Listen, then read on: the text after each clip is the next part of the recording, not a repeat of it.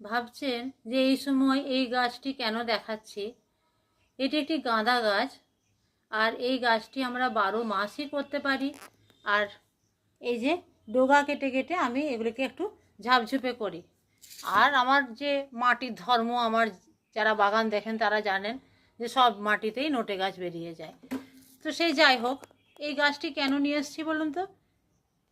যেই গাছগুলিতে খুব বেশি পোকা হয়, যেমন ধরুন বেগুন গাছ, আমরা জানি বেগুন গাছের পাতার পিছন দিকে মিলিবাগ হয়ে যায়, তারপরে অনেক লেদা পোকা হয়, বিভিন্ন রকম হয়।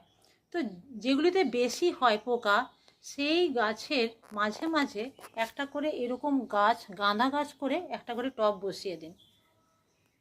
দেখবেন পোকার আক্রমণ কিছুটা হলেও কম হবে। আরেকটি কথা, এই যে পাতা, আমরা যারা আমাদের মতো বয়স যাদের, তারা জানেন যে ছোটোবেলায় আমরা খেলতে খেলতে, যারা ছোটোবেলায় খেলাধুলা করেছি মাঠে ঘাটে বিভিন্ন জায়গায় বন্ধুদের সাথে, অনেক সময় কেটে যেত, কেটে গিয়ে হাতে এইরকম করে রসটাকে বের করে সেই কাটা জায়গায় দিয়ে দিতাম। এর তো একটা সুন্দর স্মেল তো আছেই, আমার অন্তত ভালো লাগে এই গাঁদা পাতা বা গাঁদা ফুলের একটা স্মেল।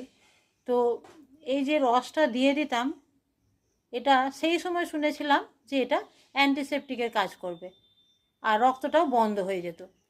তো সেই কারণে এর যে গন্ধ আছে, এর তো উপকারিতা আছেই। এর যে গন্ধ আছে, আমি উপকারিতার কথা অন্য একদিন নিয়ে আসবো ভিডিওতে। এর যে একটা গন্ধ, এর পাতার যে একটা গন্ধ, তাতে কিন্তু কিছুটা হলেও পোকার আক্রমণ কম হয়। তো আপনার বাড়িতে যদি বেগুন গাছ থাকে, ধরুন 4টে বেগুন গাছ আছে, আর বেগুন গাছ, 2টো বেগুন গাছ পাশাপাশি কিন্তু একদম রাখবেন না।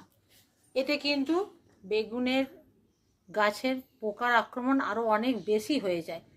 পাশাপাশি 2টো গাছ রাখবেন না, আর গায়ে গায়ে যেন না লেগে থাকে। এর একটি বড় কারণও আছে, সেটিও আমি পরে একদিন বলবো।